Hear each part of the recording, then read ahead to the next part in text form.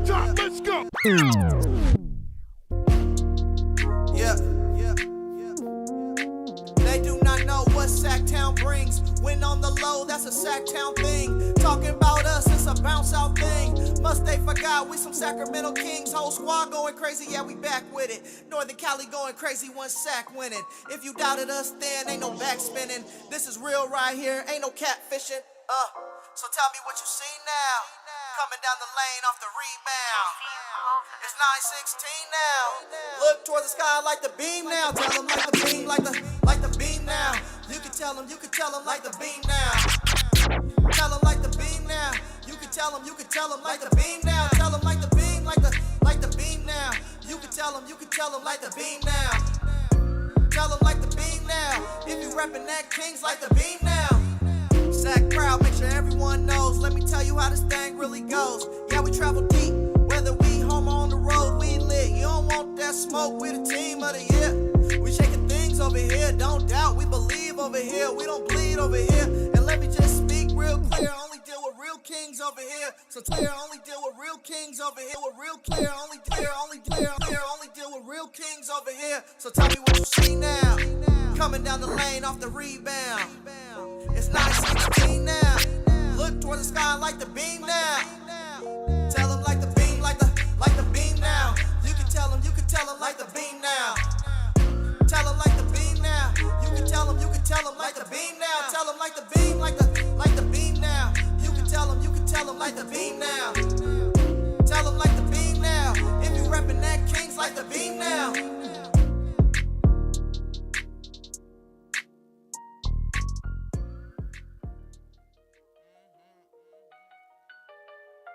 Yeah. Back on my bull, back on my cool. I'm turning it up, they feeling the heat, so they searching for pools. Tripping on me cause I'm doing my thing and they hoping that I'll be the fool. Taking the game and I'm screwing it up while these boys still searching and looking for tools. Playing it cool, faking it's who. Yeah, they look mad cause I'm breaking the rules. Breaking it loose while I'm breaking some news. Give me your pride and I'm breaking that too. They ain't ahead of us, they don't compare to us. They feeling the kick cause they hearing the change like I opened the register. Flexing on tracks cause this thing is not optional. Leg day is coming, I'm jumping the obstacles. Laughing at haters, we thinking it's comical. Yelling outside like we yelling out dominoes. Always be claiming they monsters. Boy, go get you a sponsor. All of that chatting, all of that acting, gon' mess around, get you an Oscar. They calling me Terrence, I hustle and flow. They all on my line cause I'm still in the vote. Your girl all on me cause she feeling the stroke. Make them say whoa when I'm hitting my woe. Talking like I do not got it. You talking like your boy is not it. When you talk, all I hear is yappa, yappa, yada, yada, yada, yada.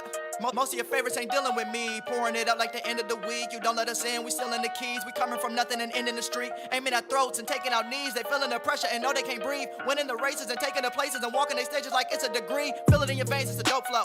Got the whole game in a chokehold. They taking too long, you can't see me now. Put them in boxes like photos. Packing the bags and hitting new land. I do what I want, they do what they can. All in their way, I'm messing up plans. I'm speaking the truth, I keep it a Grant. Waiting for Zell, never will fail. Waist looking slim, she eating her kale. I'm peeping the game and playing it well. She throwing it back like it's way too excel. Come from the pain and I'm chasing no fame. I come up with morals, can't slander my name. Taking what's mine and grabbing the flame. Shooting my shot and yelling out game. Know what's real when I'm giving the feel. Can't look back when you turning the wheel. Go get a doctor, I'm giving the chills. Told them to get out, grab the key and they pill. I warn them that I am a factor. Clearing the way for this tractor. Got some new goals, never will fold. Came too far just to back up. Nah, this ain't what you used to. We ain't tripping on nobody, we just moved through. You couldn't keep up, cause my steps too long. It's time to wake them up, they have slept too long. Zell. Let's go! Let's go!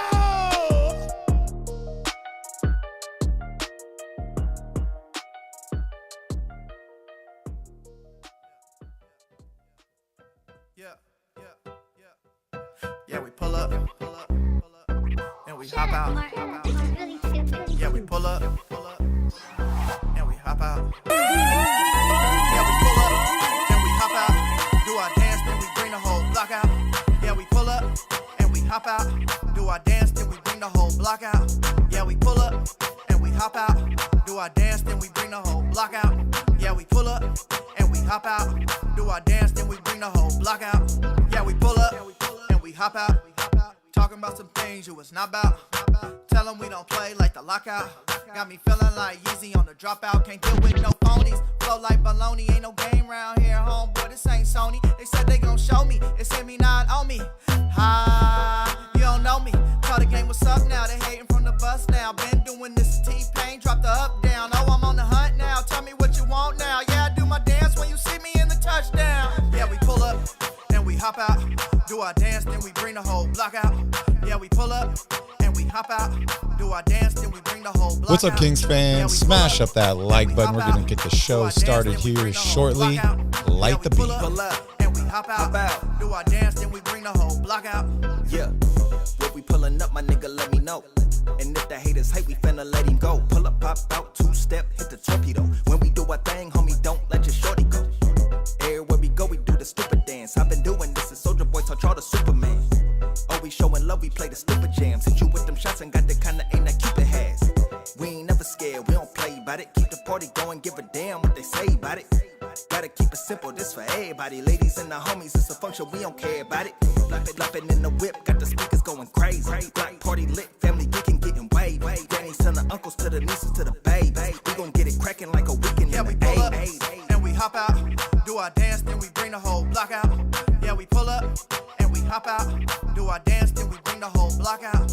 Yeah, we pull up and we hop out. Do our dance, then we bring the whole block out. Yeah, we pull up and we hop out. Do our dance, then we bring the whole block out.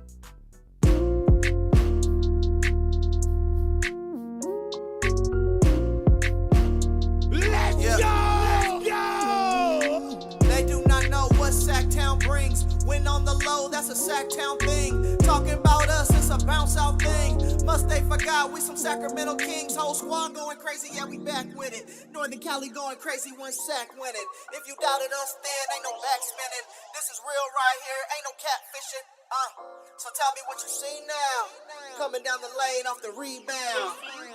It's 9:16 now. Look towards the sky like the beam now. Tell them like the beam, like the beam now. You can tell them like the beam now. Tell them like the beam now. You can tell them like the beam now. Tell them like the beam, like the beam now. You can tell them like the beam now. Tell them like the beam now. If you reppin' that Kings like the beam now. Sac proud, make sure everyone knows. Let me tell you how this thing really goes. Yeah, we travel deep, whether we home or on the road, we lit. You don't want that smoke, we the team of the year. We shaking things over here, don't doubt, we believe over here. We don't bleed over here. And let me just speak real clear, only deal with real kings over here. So tell me what you see now. Coming down the lane off the rebound. It's 9:16 now. Look toward the sky like the beam now. Tell them like the beam, like the beam now. You can tell them like the beam now. Tell them like the beam now. You can tell them like the beam now. Tell them like the beam, like the beam now. You can tell them like the beam now. Tell them like the beam now. If you reppin' that Kings like the beam now.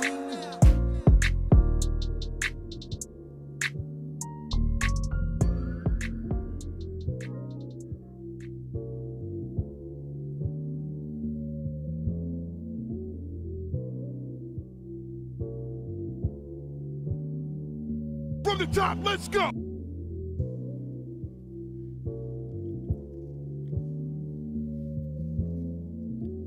I remember when you was crying over tests. You know I held you tight while your head was on my chest. I wanna go back to the times we didn't stress. Everything was black and white, something like a ref. I swear our love is slept on. You can have my left arm. Your friends was talking mess, but you was never crept on. Your mind was saying that. Your friends was saying this. I ain't never raised my voice, never once called you a I know as a woman, a lot is on your mind. You thinking about the future, you questioning the time. Well, baby, I'm your answer, let me be right by your side. I wanna see you shine, when you tired, let me drive. I ain't in a rush, girl, you know I got the patience. Welcome to Royal Rebounds TV with Calvin and Barry. Just two crazy fans of the Sacramento Kings and they sharing their opinion. So be sure that you subscribe. It's for the fans, by the fans. Whether you chilling on the couch or wildin' in the stands. For laid back conversations about the Kings, subscribe here. Staying down until we come up thinking this gon' be our year. We're here drinking beer, talking about the Kings. Be sure you subscribe so you can hear that bell ring, yeah.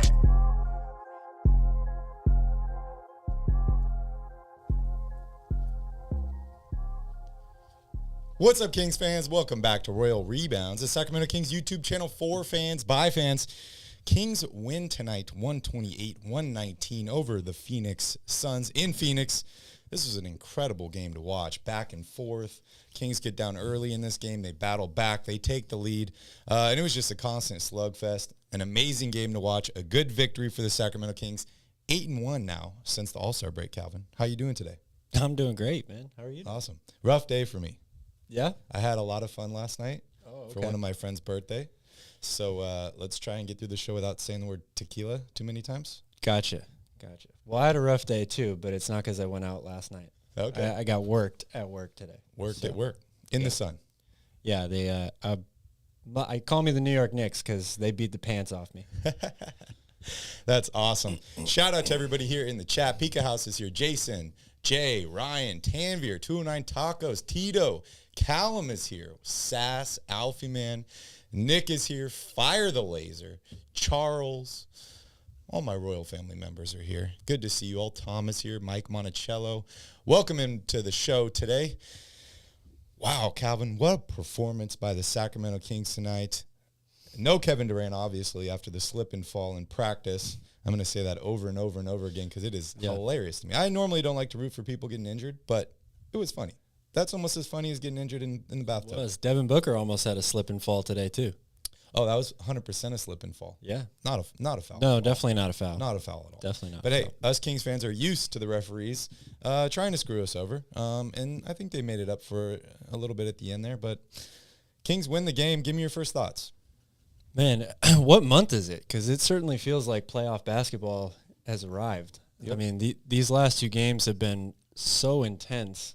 They've been really a joy to watch. The fact that the Kings come out victorious in both of them is just icing on the cake, right? 40 wins. Light the beam. Yeah. 40 likes to light the beam tonight in Okay. honor of the 40th win.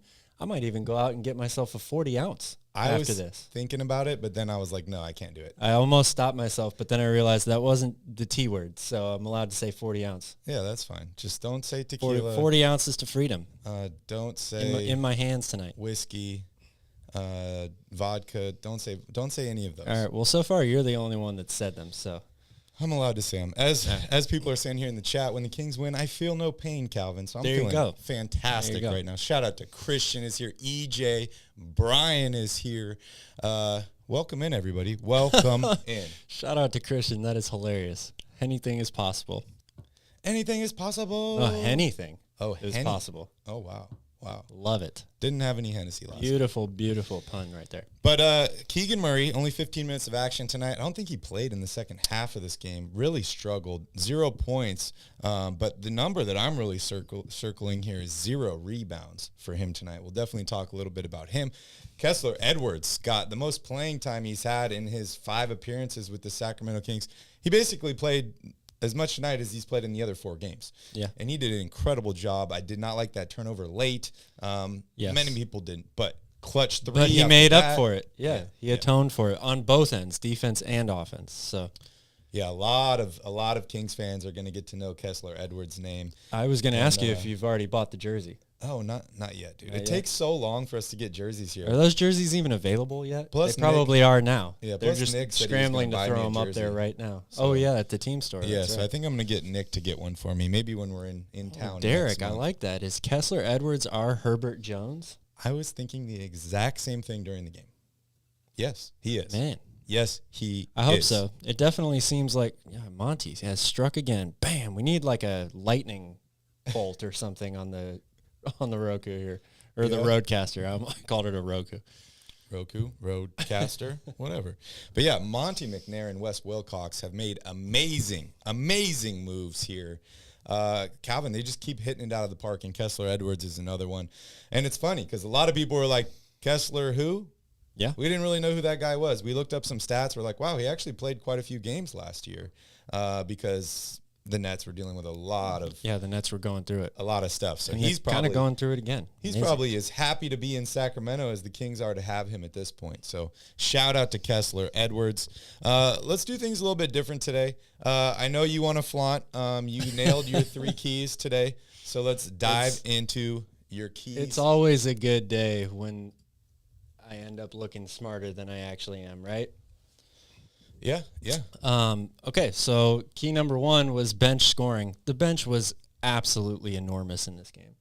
And I figured in a game where you got two starting lineups that have a ton of really, really solid / elite players, both of these teams are probably two of the better teams at executing in half-court offense.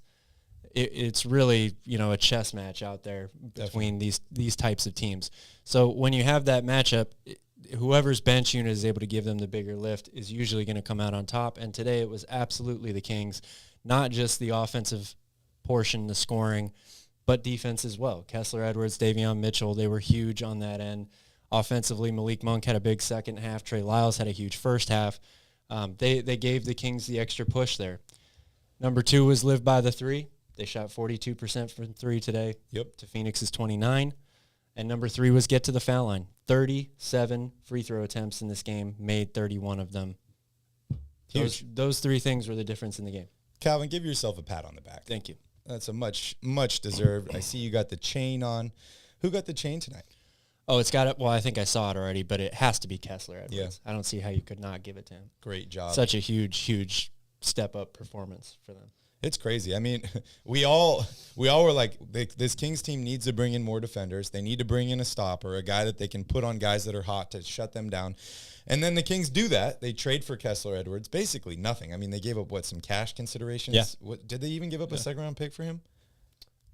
They might have. I have to go back and look at it. I'm not so sure. Absolute steal. I'm Absolute sure somebody is steal. going to come in with what it was, but But a lot of people were like, why didn't the Kings make a big splash move, anything like that? They killed it, dude. They killed it at the deadline.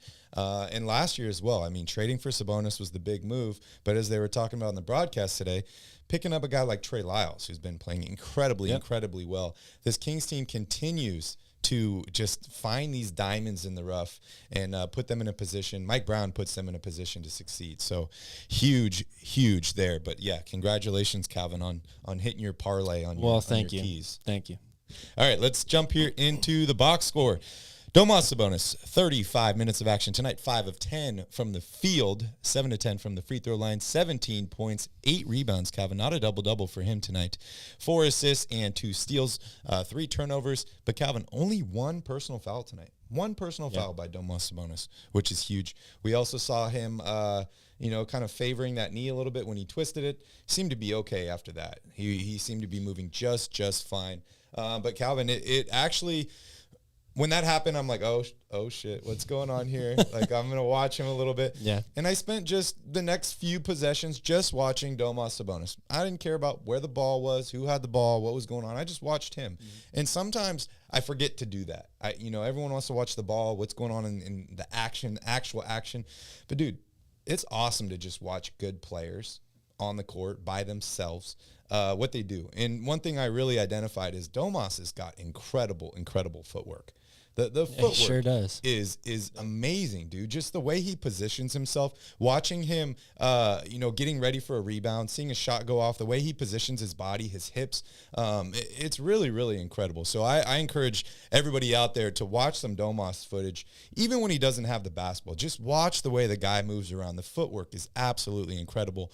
And you want to be a better basketball player, footwork will definitely help out. 100%. So not a huge game for him rebounding tonight, but huge for the win for the Kings tonight. Harrison Barnes, 37 minutes of action, 6 of 10 from the field, 19 points, leads all scorers tonight for the Kings, 6 rebounds, 2 turnovers for him. Keegan Murray struggled tonight. Keegan was on the struggle bus. 15 points, missed all 3 shots, no rebounds, 1 assist, 1 block, no points, and 3 personal fouls. We'll definitely talk a little bit more about Keegan Murray. But, guys, smash up that like button. 2 more likes, and we light the beam tonight. De'Aaron Fox, 34 minutes of action, 8 of 22 from the field, 2 of 6 from three-point range, and hits a bunch of daggers there late in the fourth quarter to seal the win. 18 points for him, 4 rebounds, 6 assists, and 2 steals. Only 1 turnover for him tonight, but missed both free throw attempts, 0 of 2 from the free throw line. Kevin Huerter, 19 minutes of action, Calvin, only 19 minutes. This was a strange game when you're looking at the box score here. Guys like Keegan Murray didn't play exceptionally well, didn't get a lot of minutes. Kevin Huerter didn't get a lot of minutes, didn't play exceptionally well. The Kings find a way to win this game. So we'll definitely go over the bench, something that you highlighted. But back to Kevin Huerter, 1 of 3 from three-point range, 2 of 7 from the field, and 4 of 4 from the free throw stripe. 9 points, 2 rebounds, and 0 assists for him tonight, 2 turnovers. As far as the bench goes, the bench was absolutely huge tonight, Calvin. And we didn't even see Rashawn Holmes or Matthew Dellavedova or Terrence Davis or Dozier, any of these guys, right? Or Terrence Davis. Or you said Terrence Davis. I did Sorry. say. Did you have too much tequila last night as well? No, I didn't. Okay. That was only you. Maybe it's rubbing off on It might be. Yeah. Trey Lyles. You're exuding so much of it out of your pores that it's coming all the way over here. 13 points, 4 rebounds, and an assist for him tonight. Metu, 9 points, 12 points for Kessler Edwards, 4 of 6 from the field, 2 of 4 from three-point range, including a huge 3 there at the end. But 7 rebounds for Kessler Edwards tonight, which was absolutely huge. An assist, a steal, 2 turnovers, and 5 personal fouls for him, which I'm totally okay with. 13 points for Davion Mitchell, and Malik Monk, my guy, 18 points, 4 rebounds, 5 assists, 2 steals, and a block. Some huge plays from Malik Monk. 4 of 6 from three-point range. Malik, the jump shooting freak, was all over the place tonight and helped the Kings get the win. Calvin, what stands out most? And then I'm lighting the beam. I mean, what stands out most is the bench as a whole. You just look at these numbers. They only missed 1 free throw attempt. Monk 4 of 6, or I'm sorry. Yeah, 1 free throw attempt. Monk 4 of 5, Davion 1 of 1, Kessler Edwards 2 of 2, Metu 5 of 5, Lyles 2 for 2. They combined for 6 steals. Malik Monk had a block, 5 assists, and all the points. I mean, they were so huge. And Metu, as Brian points out, had 3 steals in this game. Yeah. Including that one in the 4th on DeAndre Ayton for the dunk, which was big time. I mean, they could not have played any better. Yeah, it's like this team, we talk about how this team is like, before it was just a collection of players, now it's an actual team, and guys have each other's back. They step up when some starters aren't playing exceptionally well. The bench stepped up. They elevated the game. They made plays when they had to. And this is a Phoenix Suns team. Yes, they didn't have Kevin Durant, but this is a team that has high hopes of going really deep in the playoffs. Oh, yeah. I mean, they're still a really good team, even without him. And this was a playoff atmosphere in Phoenix. On the road. Calvin, they were on the road, I heard chants of light the beam at the end of that game. I'm sure Kyle was leading those chants. Yeah. Shout out to Kyle. Hell yeah, Kyle. What an amazing game to go to. But Calvin, without further delay, let's light the effing beam. Light it. Fire the laser! Yeah, love Metu there. Just lighting that thing. Wow. Purple beams in the sky. It's beautiful, Calvin. I still cannot wait to see the beam in real life. Yep. But it's I going to be a noticed special moment. You're rocking a pretty cool shirt there. Where'd you get that? We got this game 1. Season one. opener. Yeah. Unfortunately, it was a loss, but hey, I don't care now. It's a dope shirt. I like it a lot. They gave them to everybody there in the arena. But back to the team stats here. Kings shot 48% from the field in this game, 49% for the Phoenix Suns, 43% or 42.9% from 3 for the Kings tonight, as opposed to only 29.5% for the Phoenix Suns. Kings shot 83% from the foul line. Pretty tied here, rebound numbers, 39-40, but 31 defensive rebounds for the Sacramento Kings, and they allowed 7 offensive rebounds, much better than the last game. much better. And the Kings are 8-1, Calvin, 8-1 since the All-Star break. Best That's record in the league. Absolutely huge. And they went into All-Star break losing to this Phoenix Suns team, and they get their redemption tonight. Yeah, this was such a huge game to get for the division title. 30 assists for the Phoenix Suns tonight. Only 19 for the Kings. I think that might be a season low or pretty It's close. right around there. Yeah. I think they had an 18 assist game early on in the season, but I'm really surprised to see only 19 assists tonight, and the Kings do get the win. 11 steals, Calvin, in this game for the Kings, and 10 steals for the Kings, 11 for the Phoenix Suns. That is a whole lot of cornbread.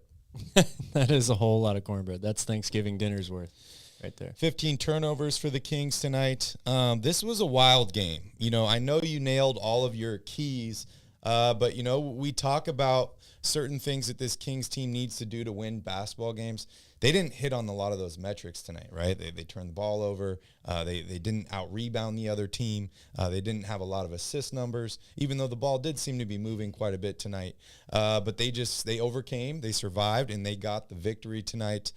A lot of Kings fans specifically, and I know a lot of Suns fans are going to say, well, Kevin Durant didn't play in this game. If Kevin Durant played, you guys would have lost. What are your thoughts on that? I mean, it's certainly possible.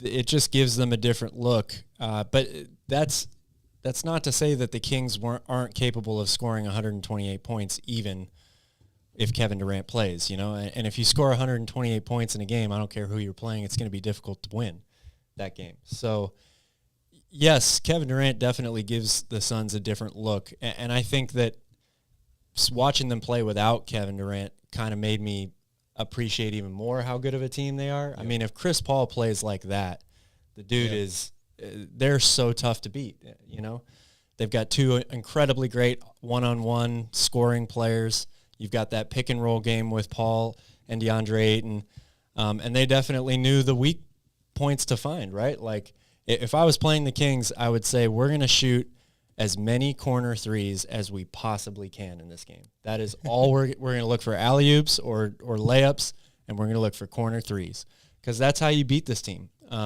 or at least that's how you break down this defense and get the best shot.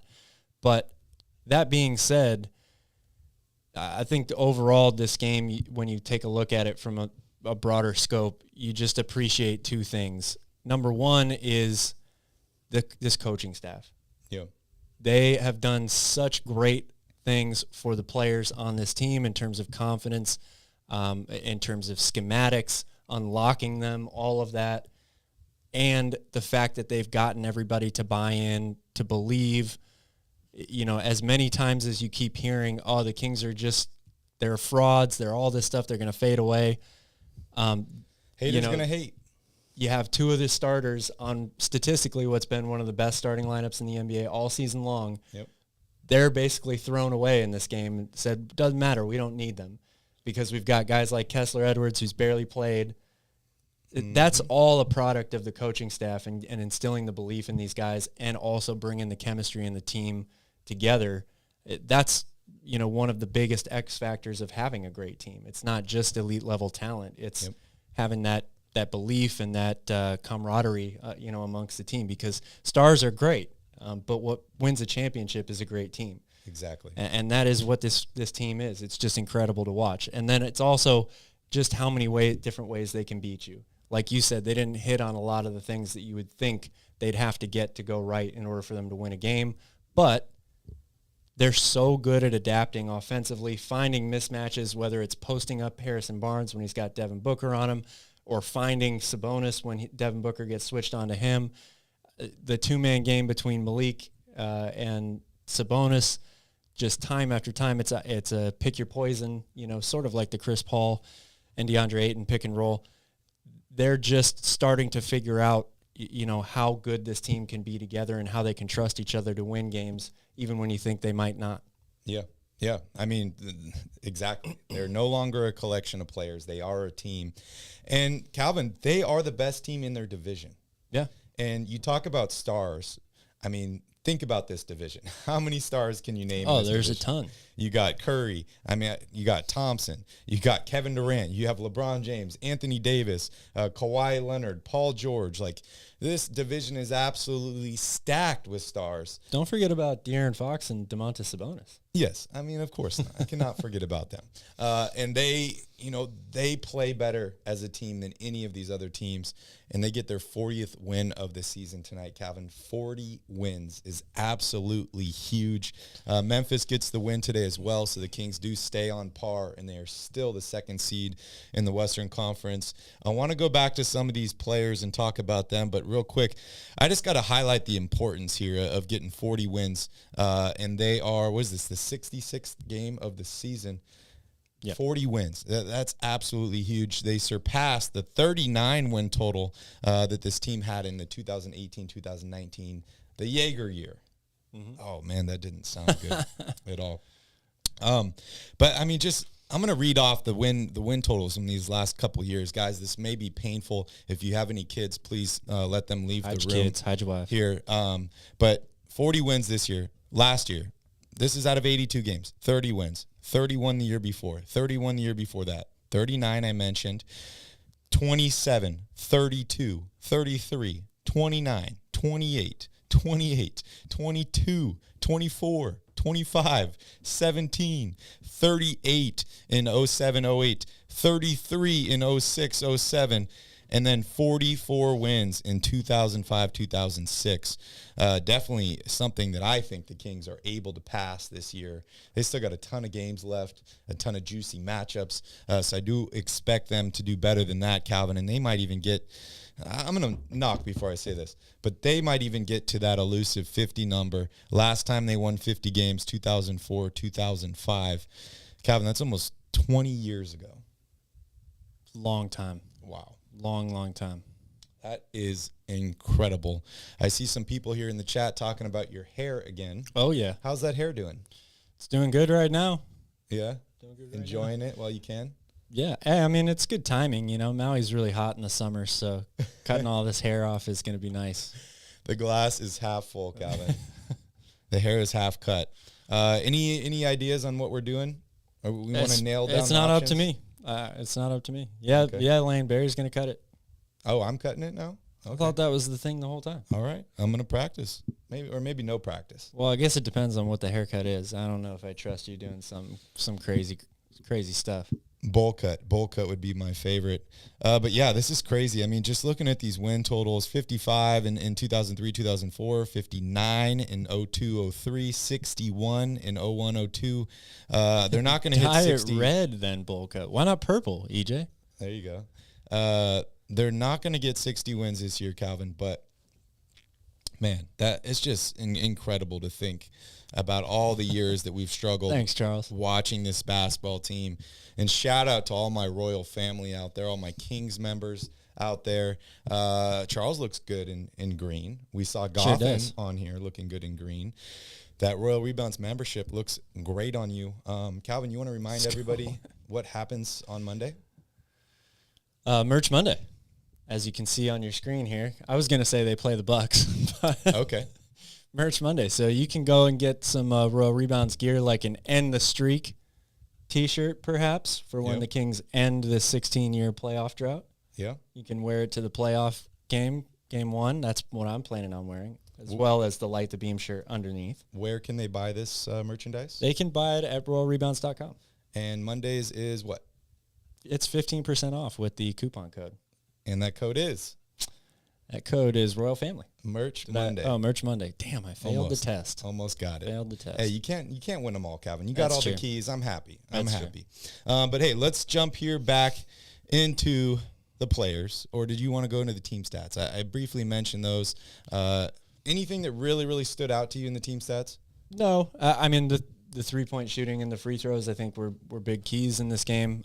But this game was so tightly contested and, like you said, playoff atmosphere that you almost can throw away most of these numbers and if you look too hard in them, because it was really about grinding it out, getting big possession after big possession, stops, critical stops, even though you turn the ball over on one end, come down, make a big stand on the other end.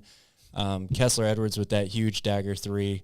Sabonis fighting for that loose ball, gets the jump ball. That was huge. I mean, dude. just so many huge plays that didn't end up in the team stats or in the box score in this game. It was that type of game. I'm gonna throw some shade at Buddy Hield.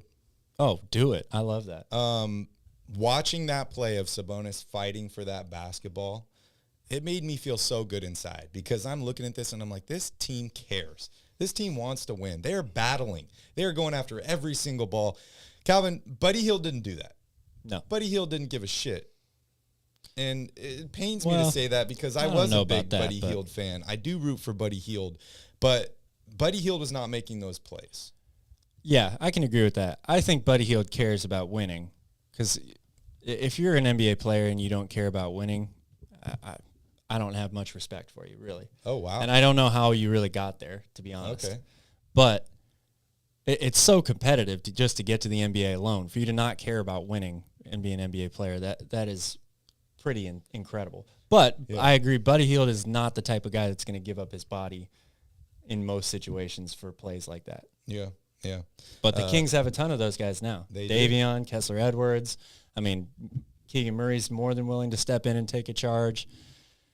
Sabonis, obviously. Yep. Gives his body up more than pretty much anybody in the NBA. Yeah, he almost lost an eye tonight. Yeah. I felt like I was watching last season's Sacramento Kings. Aaron Fox. I mean, the list goes on and on. Yeah. Goth in here says, what stood out to me was Harrison Barnes leading in points with only 19 and still putting up 128. This offense is legit. Exactly the point that I was just trying to make. How this team is just so difficult to defend. Yeah, 37 minutes of action tonight for HB. Yeah. He was on the court almost the entire game. Intensity, effort. We mentioned him, leading this team in scoring tonight. He had a rough go last game offensively, but like we said, there's so many guys on this team that are willing to give everything for a win, whatever it takes. And Harrison Barnes is an ideal person for that, right? He doesn't care about scoring. He doesn't care about anything except for winning. And he does the little things that it takes to win basketball games. The Kings needed some scoring from him tonight. He did it. He's not always going to have to do that. But, I mean, what do you think about Harrison Barnes' game tonight? It was fantastic. I mean, another game where, even though he doesn't kind of stand out when you watch him as an elite level defender, the guy gives so much effort and tries so hard on that end. Also adding into the equation that the types of players that he's forced to guard on a given night, from one night to the next, it's usually an all-star level player, and he doesn't shy away from it. He doesn't complain about anything. He stays aggressive on the offensive end. Like I said a few podcasts ago, I think that how deep and how well-rounded this team and how many scoring options they have now is really giving another shot of life into Harrison Barnes' game on both ends of the floor. Yep. Because he's still able to give you those probably 10 to 15 possessions where you can give him the ball and he goes hard to the basket, really, really hard, or he posts up really hard, gets a good shot or gets to the free throw line. And then for the whole game, he's going to be playing defense, giving great effort on a really, really important key player to defend. So he's been fantastic. And a guy with that championship pedigree. Absolutely. Yeah, he's been absolutely huge. Shout out to Alfie, man, for officially joining the royal family. Alfie, green is good. The green looks good on you, bro. It looks great. Yeah, I'm right. I know. I'm always right. I'm always right, except when I'm not. But great game tonight for Harrison Barnes. Absolutely huge. I'm not going to bring it up. I was going to talk a little bit about the offseason, but I don't even want to go there. I'm feeling good after this win. No, man. We're not talking about the offseason anymore. We're talking about the postseason. Calvin, we're a month away. Yeah. Month away. Yeah.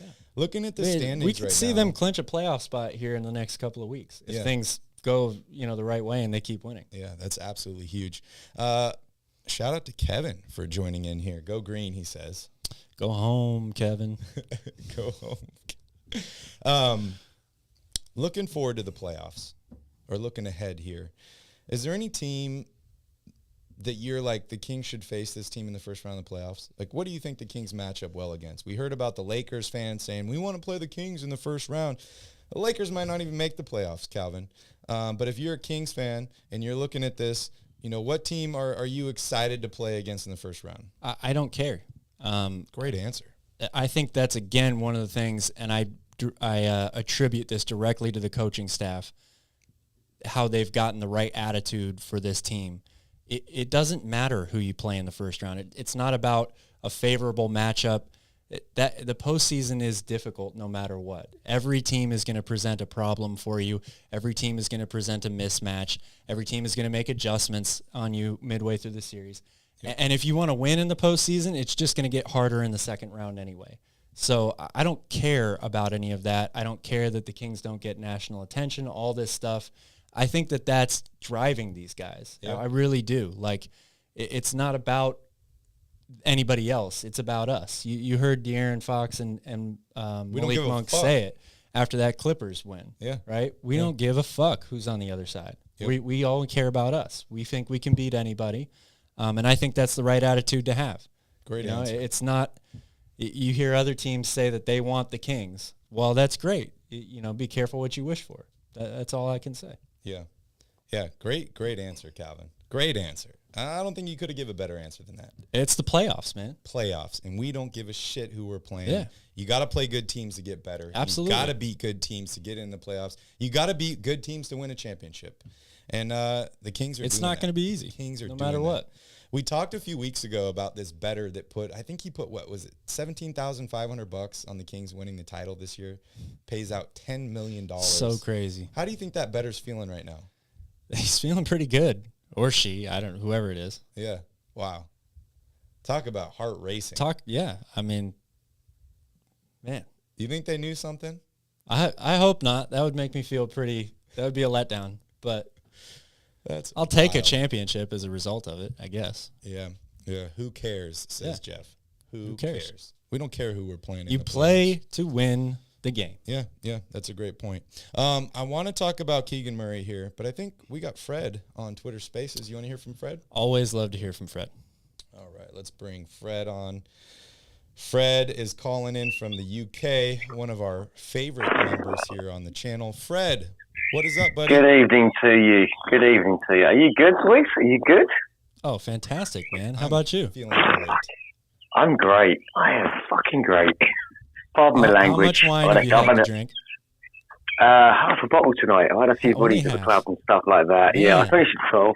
I done an early one tonight, so I done the bar downstairs, went upstairs to the club for a couple of hours, jumped on my mic and I went malarkey, had a few buddies, and then come home with a half bottle of wine now. Got another half bottle to drop off still.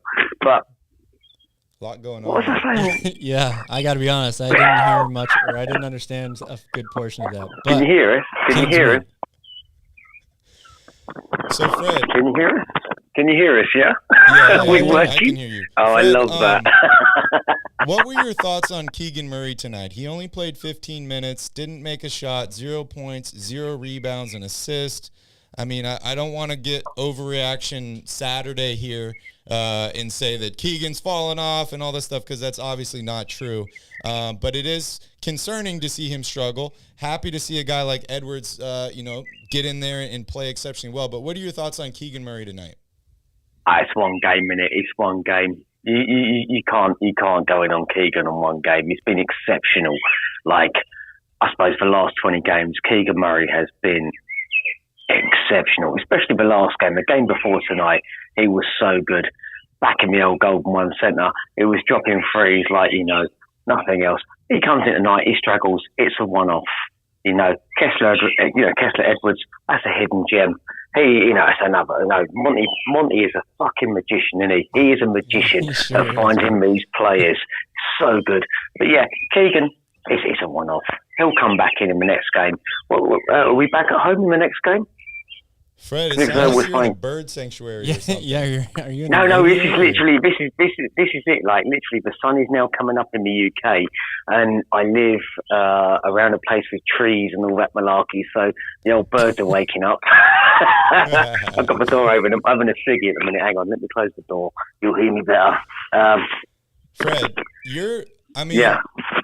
I don't think a lot of people understand how big of a Kings fan you are, and how crazy it is that you stay up and watch this Kings game all night long and celebrate it in the morning time. Like, that's dedication, man.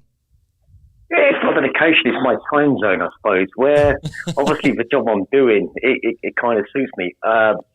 It's probably more of a savior. The Kings are probably a bit of a saviour to me, sort of playing at this time of day, to stop me getting really bored out of my fucking brain, I suppose, because it's not like you can have a lot of mates at like 3 o'clock in the morning, doing a job like this. So just like the Kings, man. Fred is a total team player. Yeah. Gives all the credit to the team. Yeah. I mean, how this good team is Malik? deserves a ton of credit. I want to just, real quick, right back to Keegan Murray. I think the amazing thing for Keegan is the fact that he's so young. He is a rookie, but this team is winning basketball games. He's got a lot of guys to look up to, like Harrison Barnes and stuff like that. Guys that have been there, done that before. If you're a guy like Harrison Barnes, what are you saying to Keegan after the game to keep his confidence level up? I'm not saying anything to Keegan Murray. I'm not going to say anything because it's just a one-off. You know, like I was saying, you know, like a minute or so ago, he's been brilliant for like the last 20 games. He's coming tonight. He's not been too good. But he's also shown, because he had a few struggles at the start of the season, didn't he? He sort of bounced back from that. It's a one-off. You don't say anything to the guy. You just say, do you know what? It's just one of them nights, pal. You know, we all have them. Next game, you're probably going to come out and score 25, get 10 rebounds, and, you know, you just go from there. So you just don't say anything to the guy, because I think if you say something to Keegan Murray, you know, it might then get stuck in, you know, as a rookie, it'll get stuck in his head and he'll think, well, maybe I'm going to go for a struggle now. So if I was a veteran in that locker room and Keegan Murray is a rookie, I would go to him and pat him on the head and go, do you know what, mate? Just one of them games. Next game, you'll just go out there and you'll absolutely fucking smash it. So that's what you say to a guy like that. Do you agree with that, Cal? Yeah, I agree completely. I mean, I think that the fact that they've stuck with him in the starting lineup, even when he was going through a bit of a drought or a slump earlier in the season, you know, should be enough confidence already. I think you just say, hey, man, you know, it's all good. Get some rest. It's just one of those games, isn't it, for We're him? going to need you on Monday. We're going to need you the day after that. The day after that, get ready for the playoffs. If you were to go to him and say anything more than that, it would almost be like an insult, you know? Yeah. I think that personally, but yeah, I see. And then you got like the whole psychological thing in the head, didn't you? Davion Mitchell and the great performance that he had tonight, 13 points for him, but also played some incredible defense and only 16 minutes of action. Fred, what are your thoughts on Davion Mitchell? Well, it's just like I said before. I think, you know, I think you brought him up before, and it's almost like the NFL. You know, you sort of roll him out like a defensive player, don't you? He's a defensive specialist. So, and the thing is, you know, he's now starting to score a few points. He can always get the assists as well now. You know, not in the major numbers like a De'Aaron Fox, but when, you know, the play arrives where you have to bring that defensive player on, you just roll him on and he just does that whole defensive thing as if it was like a NFL defensive player. So, you know, he does his job, doesn't he? You know, and I don't think we could ever really get rid of him, because I think it would be really, really hard to replace a player like Davion. You know, I think he's so undervalued almost. But then, you know, defensive players are always going to be undervalued because they're not the flashy superstar players who are going to be putting up 30 a night with 10 assists. But to have someone like Davion who can come on and he can make that really important defensive play, you know, that can be the thing between winning and losing a game sometimes, or even shifting the momentum from, you know, the offensive team, you know, scoring 10 in a row, to have a player like Davion coming on and getting that defensive stop, and then we go up the other end and score a bucket and stop that whole thing. So, yeah, you know, he's an undervalued player. I love Davion Mitchell, and I love his passion. I love his pride. And a little bit like Sabonis tonight, he was on the floor fighting for that ball. You know, he's a bulldog, isn't he? So, yeah, that's my opinion on Davion. You know, great player. Never get rid of him. All right. Well, Fred loves Davion. I mean, I'm a big Davion fan as well. I am as well. And I talked about the deadline. Like, it would be great to bring in just another defensive-minded player that you can play with Davion and kind of lock people down, put them in certain situations. Kessler Edwards seems to be becoming that guy. Yeah. We've also seen Malik Monk play much better defense. We've seen De'Aaron Fox step up his defensive game. Calvin, I mean, throughout the season here, we talked about how it's tough to develop a guy like Davion Mitchell because he doesn't get a ton of minutes. He's playing behind a first-time All-Star in De'Aaron Fox, the franchise player. Yet Davion is still figuring out a way to be impactful in 15 to 20 minutes of action. Calvin, have you noticed any improvements in Davion's game this year? Or is he just kind of that steady guy that just will go out there and do the same thing every single night? What are your thoughts on that? I mean, I think it's more just, you know, comfortability and another or a full year under your belt. And when it comes to improvements, like, I think he's still learning how to make better decisions overall as a guy who's going to have the ball in his hands in the NBA, even though they kind of use Malik Monk as the main play initiator. But yeah, I think that he's going to just continue to develop more and more the more he gets on the floor. Like, he's already a really, really solid NBA player. He has great attributes, both offensively and elite attributes defensively. So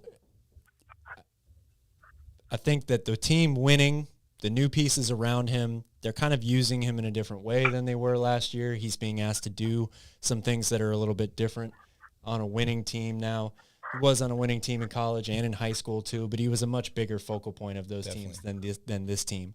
So it's kind of just figuring out when to pick and choose his spots and how to still be effective on defense throughout all of that. But again, I think as the more this team plays together, the more games that they get under the belt, the more comfortable they get with each other. That's only going to mean that Davion is going to have more and more of these, better games offensively, even more of a scoring outburst. Yeah, I agree. I feel that Davion has gotten much better offensively just in terms of like shot selection, what he's doing.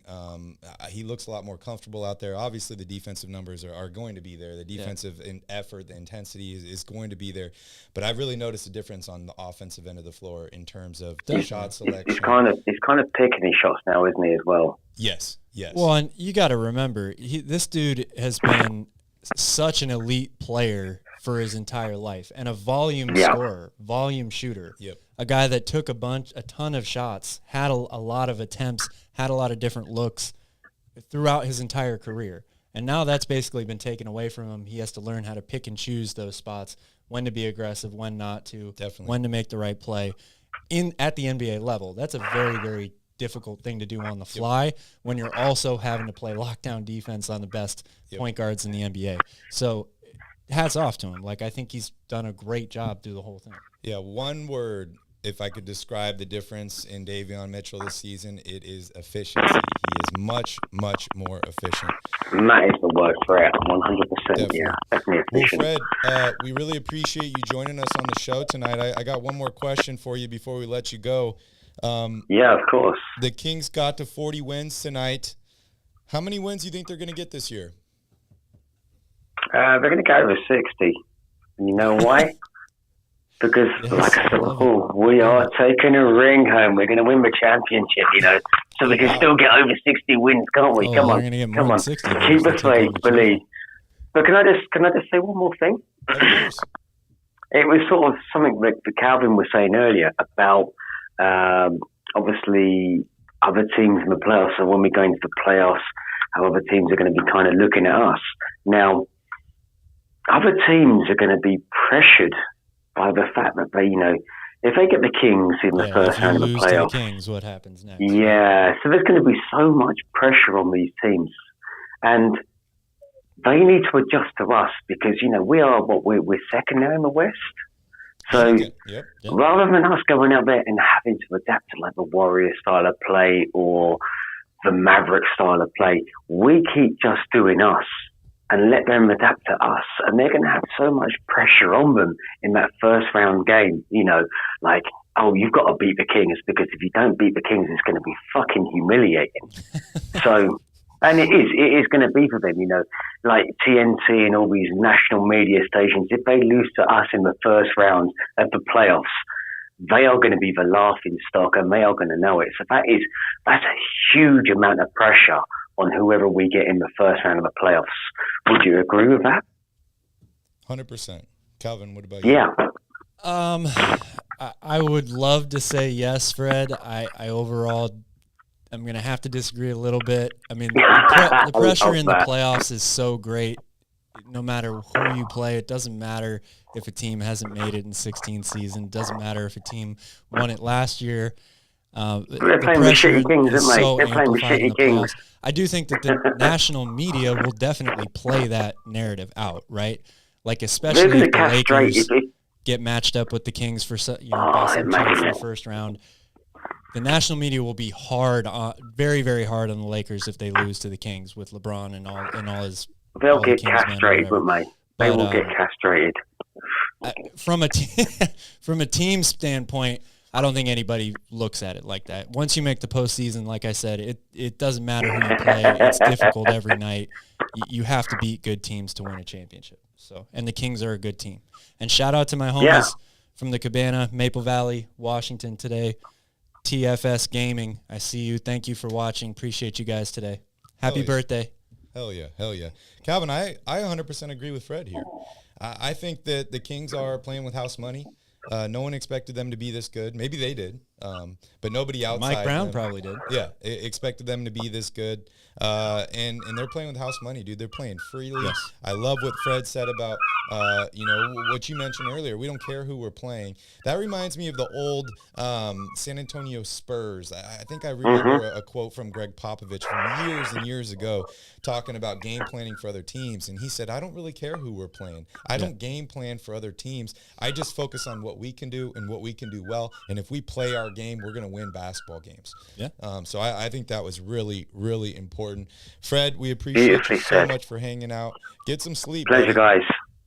Yeah, one more thing. Can I just give a big shout out to my man Beeve? I think he's locked in as well. He's a bit of a superstar producer here in the UK. I think he's got something like 11 million streams on Spotify. Makes a lot of dance music, and you're thinking about, he's thinking about watching basketball, so he's going to be a Kings fan.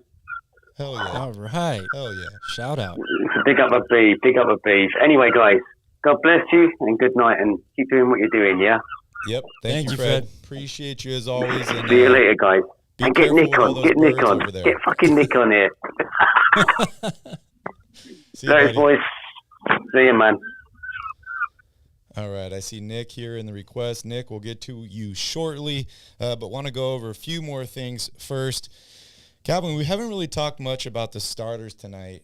We talked about Domas a little bit. I love the footwork, but I want to talk a little bit about De'Aaron Fox. We were worried about the hamstring. Yep. Tell me what you saw tonight from De'Aaron Fox. Did it look like he was favoring that leg at all? I didn't see that personally. I mean, I'm sure it's still sore. My hamstrings are sore from the other night. So, and I know I'm a lot older than he is, but he's playing a lot harder in a lot more games than I am. So I'm sure it's bothering him a little bit. There you go. Ain't nobody. Fox always be closing. No, he was great, man. I mean, tonight it was a tough physical game. There were a lot of points scored in this game, but the defensive intensity was really, really high, especially in that second half.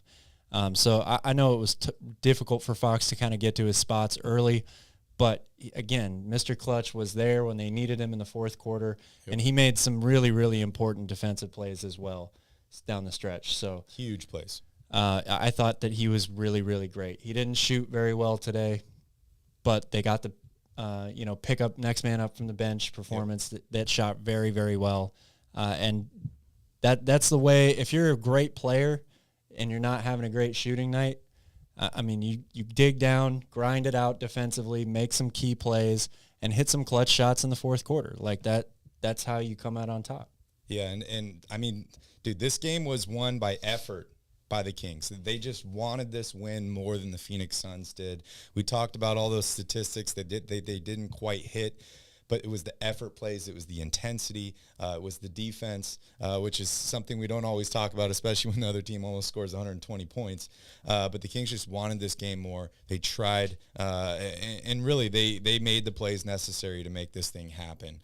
So shout out to all the Kings there.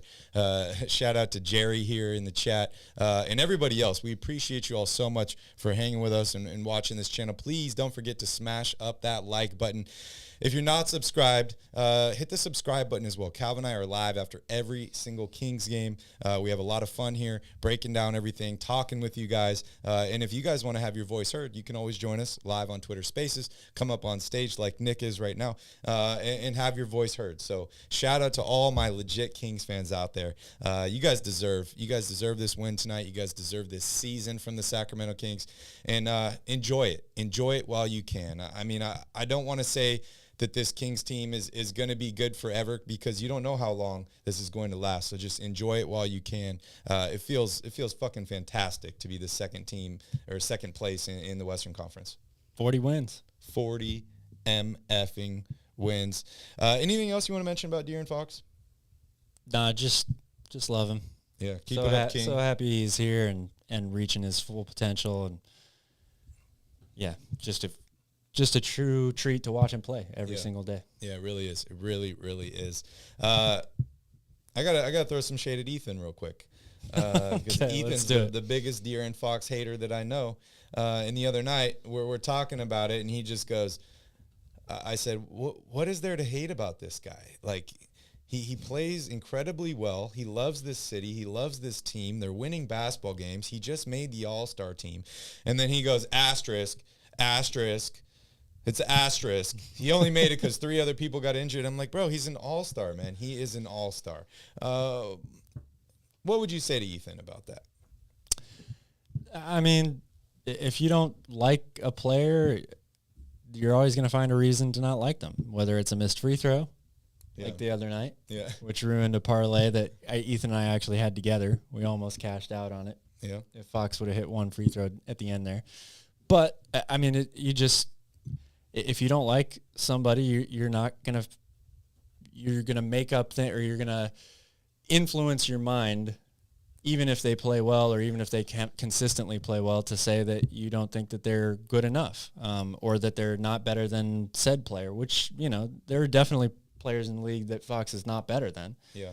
But, I mean, I think that he's proving a lot of people wrong this year, and if they win in the playoffs, he will prove even more people wrong then. That's all you got to do. You just got to keep winning. And I think, the fact that everybody knows his name, right? But De'Aaron is still so young, and he's getting better and better and better. We see that. I like to say that he's a better player now than he was at the start of the season, and I think that he's going to continue to get better and better and better. He's got the work ethic. He's got the staff around him. He's got the right mindset, and he's got a chip on his shoulder, which I feel like a lot of players on this Kings roster have a chip on their shoulder. They have something they want to prove, and that just drives you to be better. He puts in the hard work. He's been amazingly healthy. I'm going to knock again on that. For sure. And he is going to continue to get better and better and better. So I expect De'Aaron Fox and Domantas Sabonis to both make the All-Star team again next season. And I think the sky's the limit for this team, for this pair. They love playing together. They love this city. I'm going to say it again, Calvin. This is a team. It's officially a team, not a collection of basketball players. They all root for each other.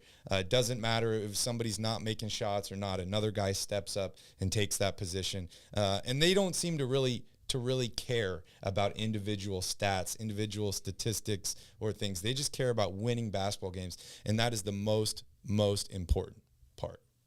Yeah. Yep. Yeah, for sure. All right, anything about Kevin Huerter, Calvin? 19 minutes tonight, 9 points. The dude's been on a little bit of a streak lately, shooting the basketball after going through that cold streak, but didn't play a lot tonight. It's interesting, dude, looking at these bench players. I mean, Trey Lyles, 21 minutes of action. We've seen him get a lot of minutes lately. Metu, 13 minutes, 26 minutes tonight for Kessler Edwards, 25 for Malik Monk, 16 for Davion Mitchell. Yeah.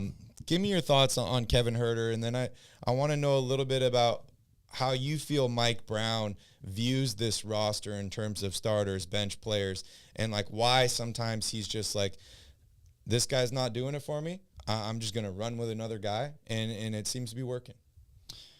Well, man, I could take a long time to answer that last part of the question, so I'll try to keep it relatively short. But I overall, I've said this so many times, Mike Brown, for being only 66 games in to coaching this team, having a bunch of new players on this roster that weren't there the year before, he's got a very, very solid feel for this team.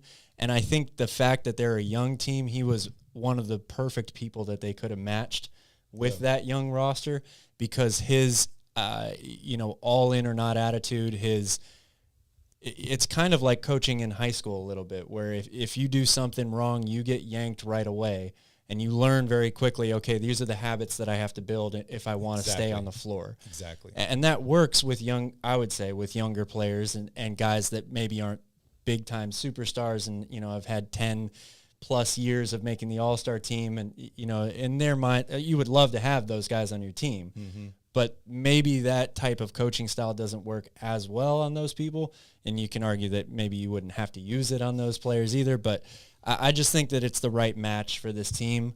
He's done it all year long, where he is rode with the hot hand. I think that he went for a bit of a lightning strike in this game in the first half with putting Kessler Edwards in there, and it worked. It responded well.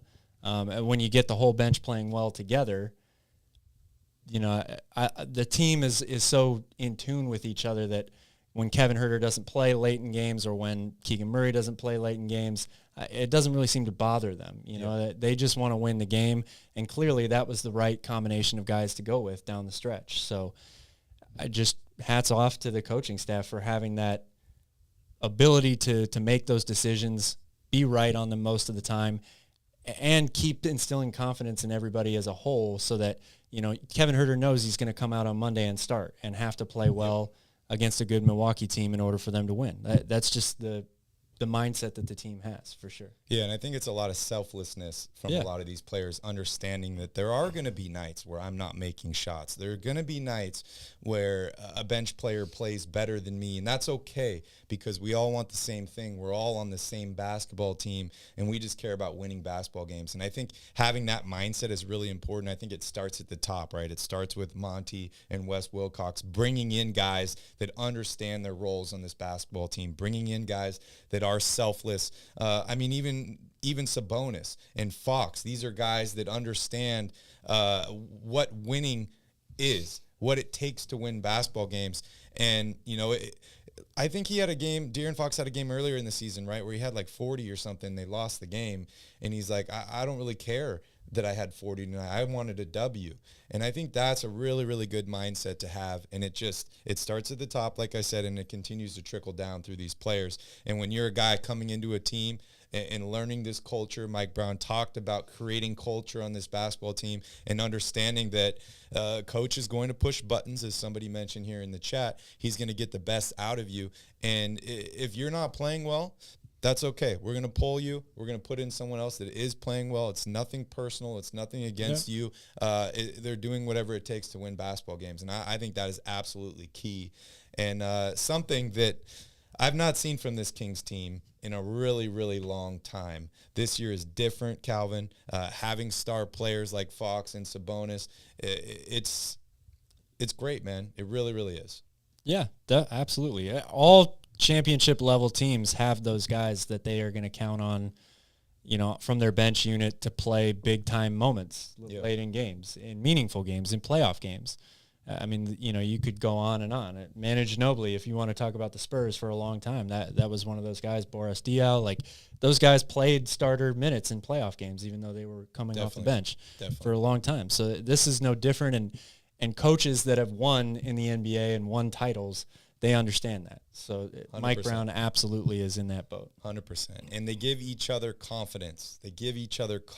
Which is huge. We talked about Kessler Edwards and the fact that he played 26 minutes of action tonight, Calvin. This is a guy that's played 4 games. This was his 5th game with the Sacramento Kings. He was their only addition, really, at the trade deadline, and a lot of people were confused about the addition. He turns the ball over late in this game. They give them the ball right back, Calvin, and he hits a huge 3, and his teammates are cheering for him. I think he's embracing the culture. The team is embracing him. And it's just so cool to see everybody working together, and a guy that's only been with this team for a few weeks, them having confidence in him to just go right back to him, give him a big shot. He makes the big shot. And this is good team basketball. 100%. Good team basketball. All right, I want to go to Nick here in a second, but before we do that, give me some praise for Kessler Edwards. Oh, dude, what can't you say about this guy? I mean, in the 2 games recently that they've called on him to play a big role, one of those games he had to guard Anthony Edwards, and this game he had to guard Devin Booker. Yep. I mean, to ask a young guy who really doesn't play that much, hasn't played a lot at all this season, whether it was in Brooklyn or in Sacramento, for him to come in and be ready in the 4th quarter or whatever it is, first half, a close game, those are the types of players that make huge differences on winning teams, right? A guy that can block out all the noise, is a really, really aggressive and talented defender to stay with some of the better guards and wing players in the NBA, challenge shots, do the dirty work, get on the floor, and then to have the mental strength or whatever you want to call it. Fortitude. Pretty big turnover late in the game in what that play, it could have iced the game right then. Yeah. On that fast break, Sabonis throws him the ball. Pass was maybe just a touch behind him. Definitely should have held on to it, though. Makes a key turnover. The Suns come down. They get, I believe, an and one after that play to cut the lead to 1. And then he comes back and makes up for it with a huge, huge three after his three-point shot before that clanged off the backboard too strong. Yeah. The guy has no fear. Clearly, the moment is not too big for him. And it says a lot for a guy that doesn't play a ton of minutes to come in and still have the aggressiveness and the want to take a shot like that. Yep. A lot of guys might come in and feel like, I'm not the guy for this shot right now. I need to get the ball to De'Aaron, or I need to get it back to Malik. If you're open and you've got a shot in rhythm, you take it. Yep. And you take it with confidence and you knock it down like he did. That was an incredibly big moment for him. And he probably earned himself a bunch more minutes, not just from that shot, for the way he played all around, but he's done that multiple times now. He had a big three in the Minnesota game as well. So, and when he makes shots like that, it makes things easier for Fox and Sabonis. Yes. And I think Fox understands that, and that's why he puts confidence in other guys and gives them that ability, like, hey, we're all on the same team, right? Like, and it's, I know I keep saying this over and over and over again, but there's a lot of teams that don't feel that way. You can tell by watching the way they play basketball that they don't feel like they're all on the same team. And this is a perfect example of a basketball team. Shout out to Jose for joining in here. 40 wins, Jose, 40 wins. Jose is a member of the Royal family. He subscribed, and he's also a member here. So if you guys want to become a member, support the channel with us, click on the link I just posted there in the chat. It looks good in green. It looks good in green. You ready to hear from Nick? Yes. Yes, it is time to get the pizza update. All right, Nick. How are you, bud? Good. Fire the laser. Fire the Fire. laser. Fire the laser. Wow, the purple beam is lit. I can see it. Oh, you can see it? I'm jealous again, man. You can see the purple beam right behind you guys. Oh yeah, it's pretty. It is so beautiful. Nick, how's your day today, bud? Good today. Got to have my last basketball practice today. Was pretty good. Okay, that's good. I have I feel pretty great after this practice today. I think I'm ready to go on the 18th to finish off getting my trophy or my medal, gold medal. Oh wow. Oh yeah, you're ready.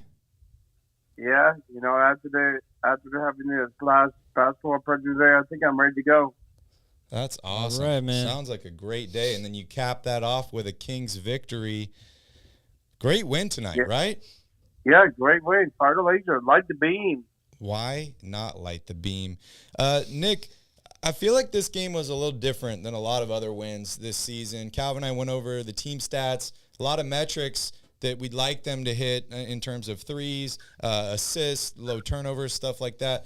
But the Kings were able to find a way to beat this Suns team. They were able to find a way to win this game tonight in a little bit of an unconventional way, not their normal recipe for success. I mean, what did you see tonight out there that was a little different? I did see, I think they played really well tonight.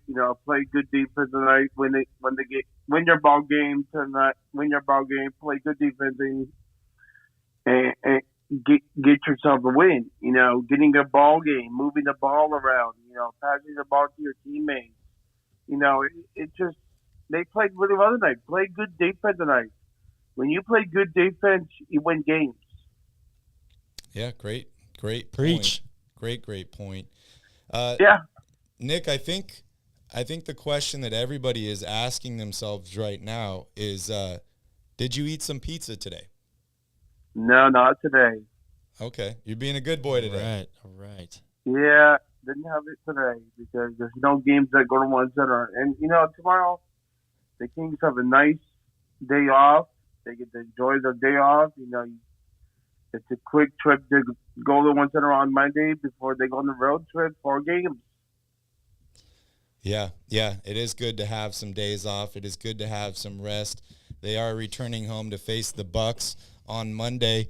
Give me your keys to the game to beat the Milwaukee Bucks on Monday, Nick. Well, you got to play good defense, stay on your man, and play really well on Monday to get yourself a win. Okay. Those are all good things. Get 41 wins on Monday. 41 wins on Monday. That's awesome. That's great. I mean, the Milwaukee Bucks are a really good basketball team, right? This team won an NBA championship just a couple seasons ago. They have one of the best players on their team in Giannis Antetokounmpo. What can the Kings do to help slow him down? Just slow him down and play, just guard your guy. Stay on Giannis. Stay on your man. Stay on your man. Are you putting Kessler Edwards on Giannis? Yes, I am. Yeah, he's been incredible, right? He has been absolutely huge. All right, Nick. Are we gonna fire laser on Monday? I think we're gonna fire the laser. What do you think, Cal? Oh man, I hope so. That's going to be a tough one. I mean, every game this week I've felt like is a really, really tough game. This might be the toughest of them all. There's been nobody over the past couple of months, Calvin, other than the Kings, playing as good as the Milwaukee Bucks. So, Calvin, you should call in Deuce and Mo on when they worked for Sactown Sports, 1140-916-339-1140. You can call in the radio station. Monday through Friday with Deuce and Mo at the radio station. Okay, maybe on Monday because I don't work on Mondays, but I can't do it on Fridays. Monday, we got a game on Monday. Yeah. Let's call in on Monday. That'd be fun. That'd be a lot of fun. Call in 916-339-1140. All right, Nick, we appreciate you for calling in tonight. Hopefully you have a wonderful evening, and hopefully we'll see you again on Monday. All righty, sleep beams. Sleep beams, Nick. Sleep beams. Always good to hear from Nick. I love Nick. All right, Calvin.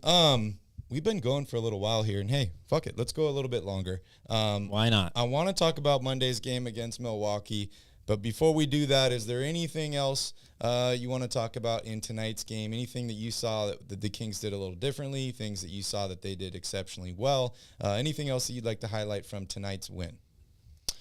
No, I don't think there's too much that they're doing differently. I mean, offensively, they have to kind of, as I mentioned before, they're so good offensively. They can beat you in so many ways, and I think teams try to force or take things away from them. They just make adjustments midway through the game. They go about their business, and whether it's the usual suspects stepping up or you get unlikely heroes like Kessler Edwards and Chimezie Metu down the stretch, they're making big plays.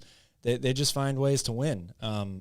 That's the thing that amazes me most about this team. We talk all the time about how they're not a great defensive team, even though they play better defense as the game goes on.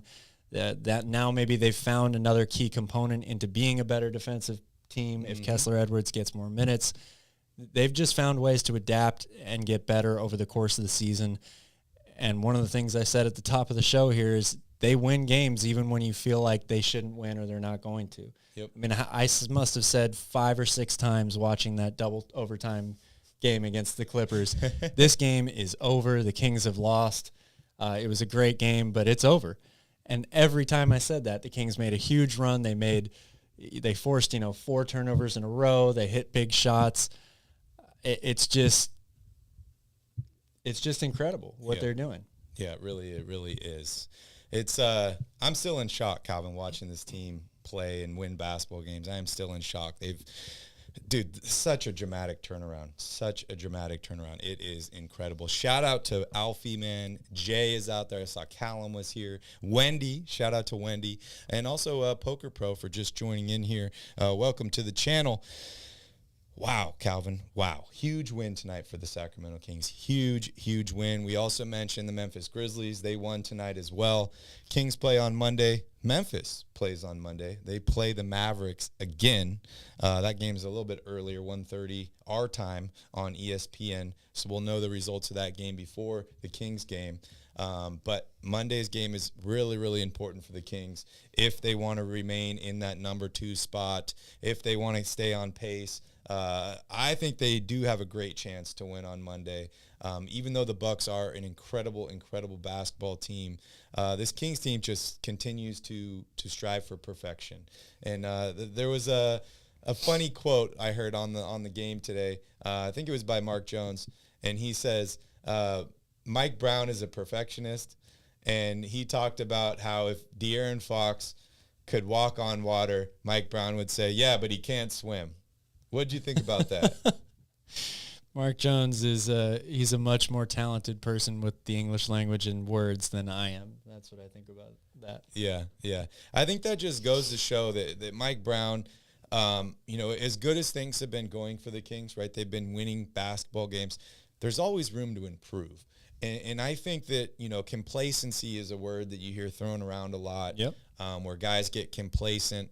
I don't see any complacency on this team, and I think that starts with Mike Brown. And I think that's absolutely crucial when you're, pushing for the playoffs here. You're going into a bunch of really tough games, is not taking your foot off the gas. We heard him talk about the last victory, right? And he said it wasn't a really good win because we were up a ton, and then we took our foot off the gas. We let the other team back into the game. Yes, we did win the game, which is ultimately what we want, but we're building, like you said, habits that this team can build off of. So I think having a coach that has that mindset is absolutely huge. It's crucial.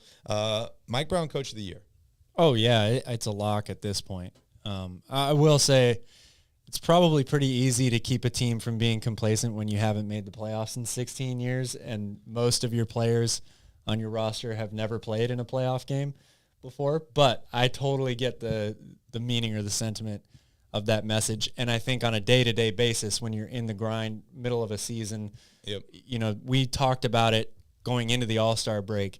A lot of these guys have never been in this situation before, but having Mike Brown as the coach, who's done it so many times, in his career, is the right type of guy to keep getting the right mentality, freshness over and over again, coming into practice every day, resetting yourself. Mm-hmm. He's the right guy to lead them down that stretch, even though they're entering for themselves uncharted territory for some of them. And he's setting expectations for these players, which I think is huge, right? A lot of people are like, oh, so Mike Brown, like, your goal was to make the playoffs. And he's like, no, my goal is not to make the playoffs. My goal is to win a championship with this team. And I think it's important to set large goals, but also to have small milestone goals on the way, things that you can do to congratulate yourself, but also still, you got your eyes on the prize, and that's to win a championship. A lot of people think that that's pretty unrealistic for the Kings, but I can tell that the players believe that that's possible, and that's really where it starts. And they're changing heads every day, dude. They're impressing people every day. We've watched ESPN capitulate into thinking the Kings are a good basketball team now, where just a few months ago they were, yelling at the top of their lungs that the Kings got robbed for Tyrese Halliburton. It was malpractice. The NBA should investigate it. The Kings suck. They're always going to suck, right? Yeah. And we've seen them kind of do a 180 now, and we had our last game on TNT, and everyone's like, this team is great. Yeah. Zach Lowe, who has an NBA podcast and writes a column for ESPN. I'm sure most people know who he is, but he said and this is a quote, there is a universe where we wake up and the Kings are in the conference finals. That is incredible. This season. Yeah. It's a possibility. Fuck yeah, Calvin. That's awesome. People are finally coming around. I am excited for that. Also, shout out to Bouncer here for keeping everybody safe in the chat. Bouncer, we appreciate you so much, dude. You're here almost for every single show, and you do a fantastic job, and we just want to thank you again. Like, you've been so incredible. And, my golf game is not that great. I golfed again yesterday, Calvin. Man, you've been playing a lot lately. I know. You'd think I'd get better, right? But I don't. Golf is one of those games. It is so frustrating, dude. There's just moments where I'm like, wait, I paid to come out here and get frustrated? Like, what is going on here? What is going on? All right, Calvin, let's talk about Monday's game. But real quick, let's talk about complacency. Because if I were to name a team in the NBA that's complacent, it would be the Memphis Grizzlies. Oh, man. Can you be complacent if you really haven't won anything? Yeah, you can. You can. And I think that's what a lot of people were calling out earlier in the season, right? Where this team was celebrating on the court. They were talking smack to everybody. And Klay Thompson said, bro, you haven't won anything yet. You haven't done anything. Like, what's going on here? And Memphis just felt like they were better than every other team in a cocky way. The Kings, I don't think they believe they're a better team than other teams. I think they know they're a better team, but they show it a little bit differently. And you want to kind of break down the differences you see between this Memphis team and this Sacramento Kings team, because I called it at the beginning of the year. I said this Kings team is going to be last year's Memphis Grizzlies team in terms of surprising everybody, the growth from a lot of these players. But I think they're doing it a little bit different way. What do you think? Yeah, I would say so. I mean, I think it's just the attitude of the team. Look, everybody or a lot of people have pointed out lately that the Memphis Grizzlies don't have any veterans on their team. It's a bunch of young guys kind of running wild. I don't think there's a player over the age of 30 on that roster. And there's, some question as to whether or not that is influenced or let this John Morant situation swell and get out of control like it has. But I think it's just the attitude of the team. The Kings, they are maybe a year behind Memphis. At least Memphis had some playoff experience and a little bit of playoff success last season. But they have players on their team. I view them as the new version or the modern-day version of the Bad Boys. Of course, the Bad Boys did go on to win titles. Yep. Like they actually achieved the ultimate goal, so they did back up a lot of that trash talk. But that's the mentality, I think, that's the same. Other than Steven Adams, who I just saw pop up in the chat. I don't know if he has that sort of mentality. But these guys, they talk trash. That's what they do. They have a lot of swagger to their game, and they try to, get in their opponents' heads and wear them down mentally and physically and beat them with an athletic game at the end. I think the Kings go about it, obviously, like you said, a very different way. They're a much more finesse team. The coaching staff probably makes a big difference as well. But I think it's just the biggest difference to me is the overall mental attitude of both players. Like Harrison Barnes versus Dylan Brooks. I mean, that's the difference in how big the gap is between how these teams go about it mentally into a game. Yeah, all great points. I like the phrase act like you've been there before. Yeah. And I think that's probably the main difference in this team, and you nailed it, the veterans, right? Guys that have actually won championships. There's not a lot on this Kings roster, but it only takes a couple, to make that important point there. Memphis is running wild. A lot of young guys. Yeah, the oldest guy on the roster is 29. That's Steven Adams, which is absolutely incredible.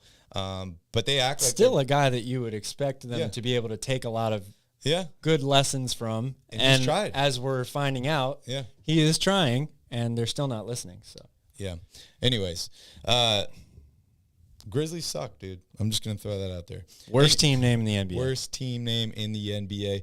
Calvin, let's talk about Monday's game. It is in Sacramento. It's against the Memphis Grizzlies. ESPN is giving the Kings a 47.1% chance to win this game.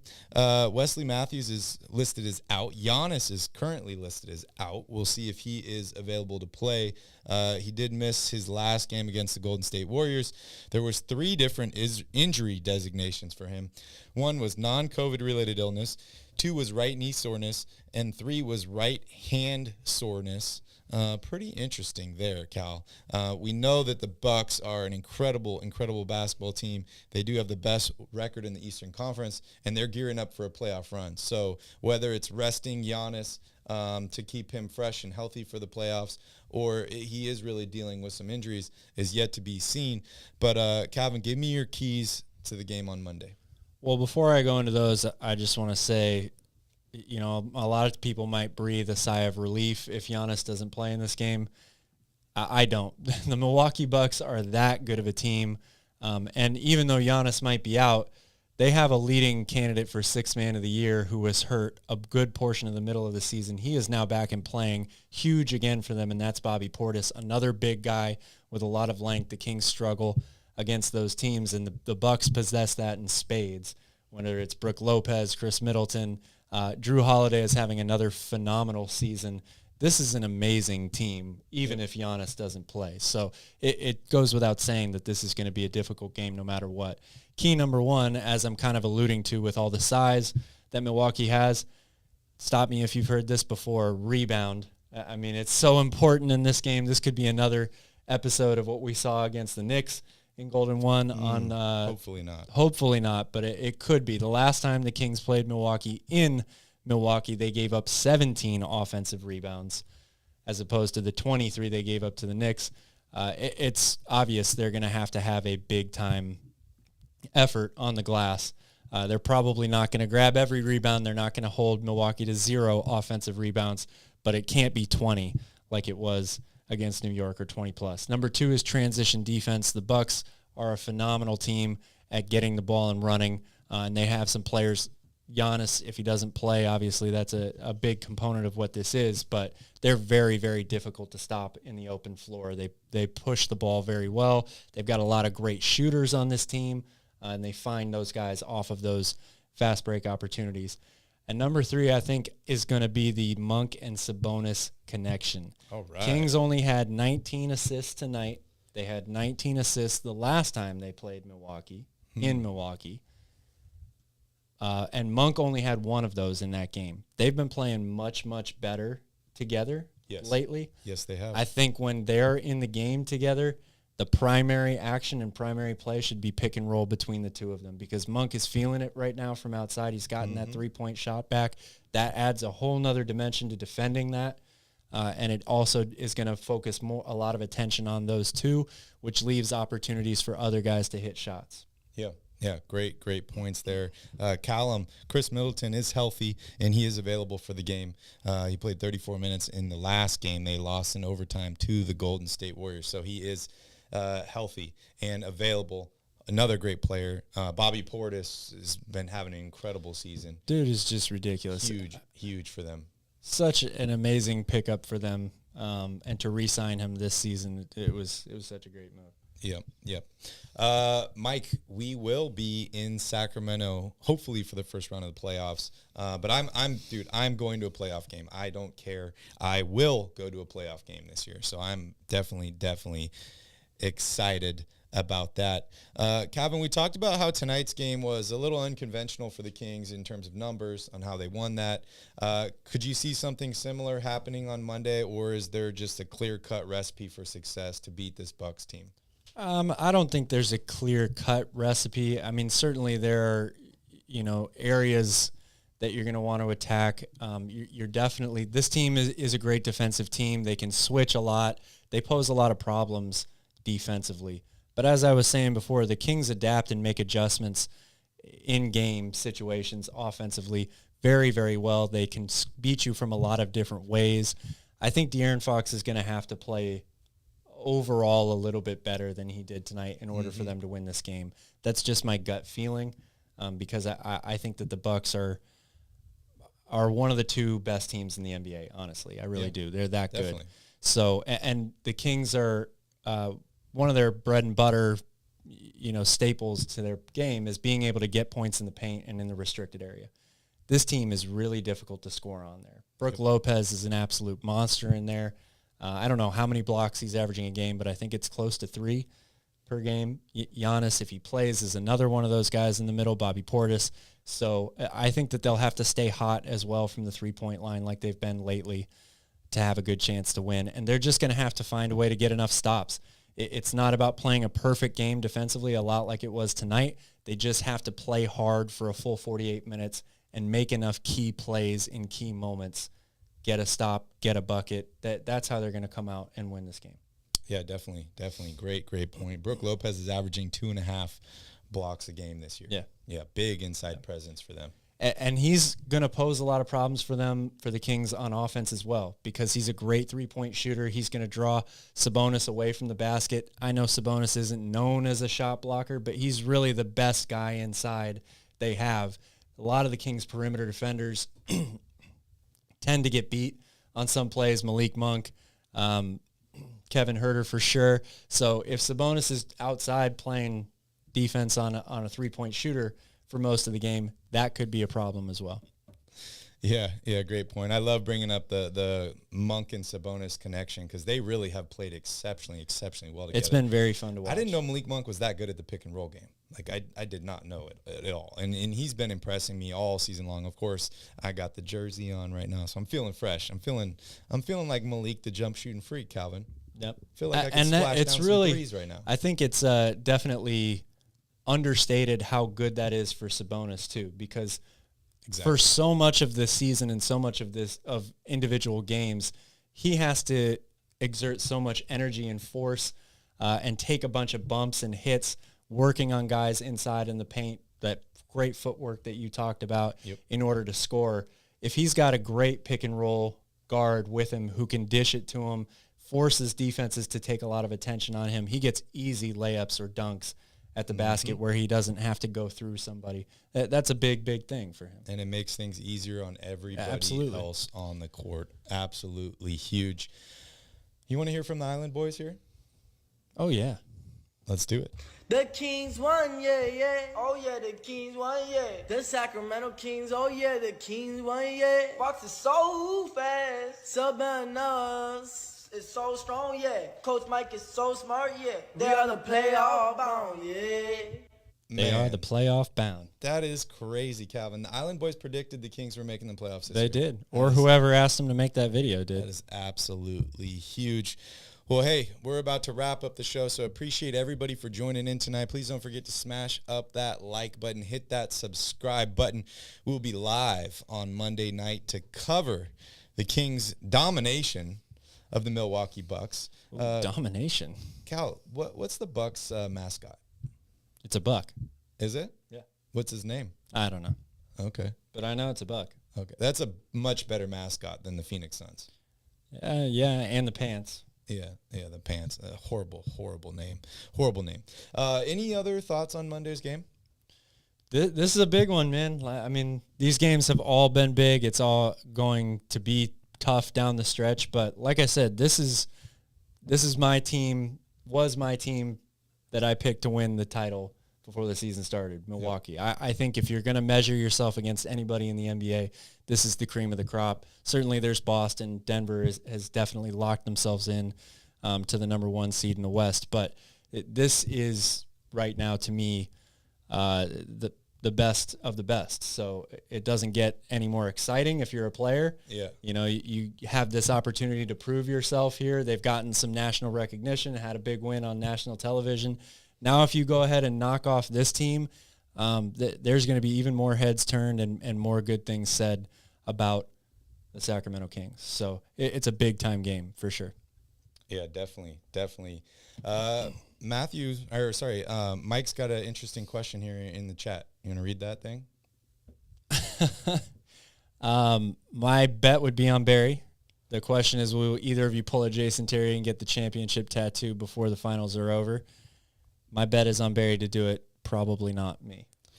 Dude, I would have done it last night. I was ready to run through a wall.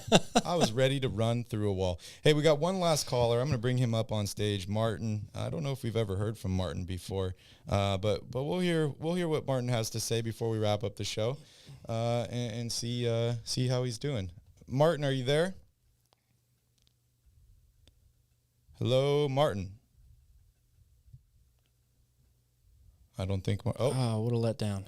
Martin, can you hear us? Can you hear me now? Oh, yes. Yes, can you hear me? Hello. Excellent. I'm Martin, and I came on your show one time about 6 weeks ago. I'm Bench Matthews' dad. Yes, sir. I remember you. Martin, Senior Bench Matthew. Senior Bench Matthew. And on that show, I predicted that the Kings would have 49 wins at the end of this year. Oh, that's right. I remember that now. Man, we have to go 9-7. Are you the guy that put down $10,000 on the Kings to win the championship this year? No, I'm not. I wish I did. Yeah, right. Yeah, Martin. But I remember that conversation, and dude, it's looking pretty good here. It's been quite a few weeks since we talked last time, and the Kings are looking great, right? They're 8-1 since the All-Star break. Give me your thoughts on the team currently, and are you sticking with that 49 win number, or are you going higher? Well, when I predicted 49, I got a lot of eyebrows turned up because they thought I was nuts. But we're on track for 49 without much problem. If we continue this momentum, we could definitely reach 51 or 52 if we keep up what we're doing right now. This is looking good, guys. It's looking great. It's looking great. It is looking so great. I still feel like this whole thing is a dream. Like the turnaround that this team has made in one season has been absolutely incredible. You know, if you were to name like one thing that looks different between this Kings team and last year's Kings team, what would it be? Chemistry. Chemistry. Great word. Great answer. Great word.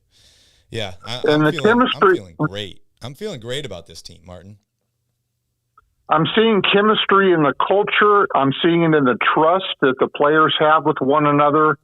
They're thinking of one mind rather than independent minds. And what happens at the end of games is just fabulous. Their defensive pressure steps up.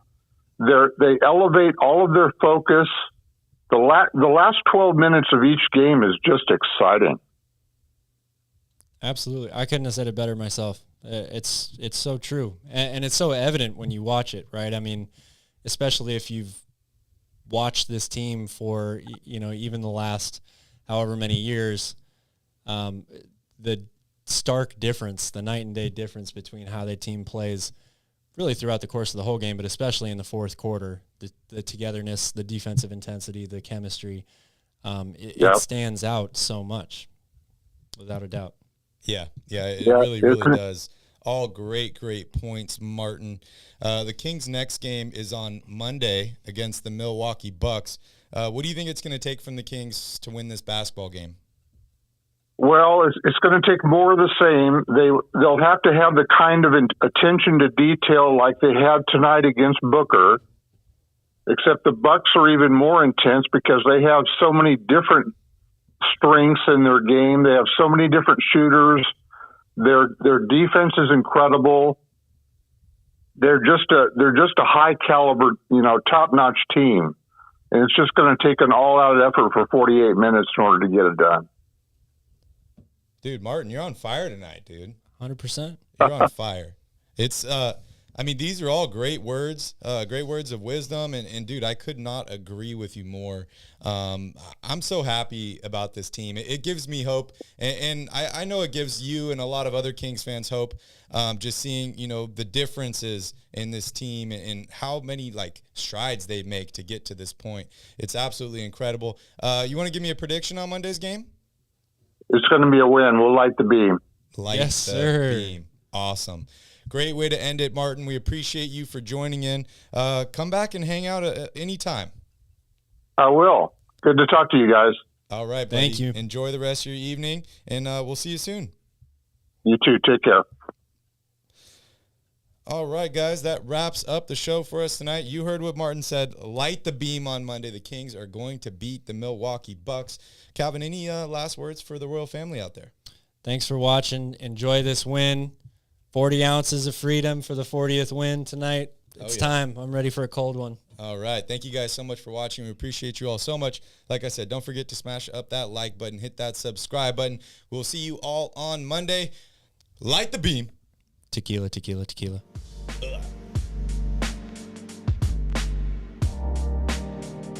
My guy Fred.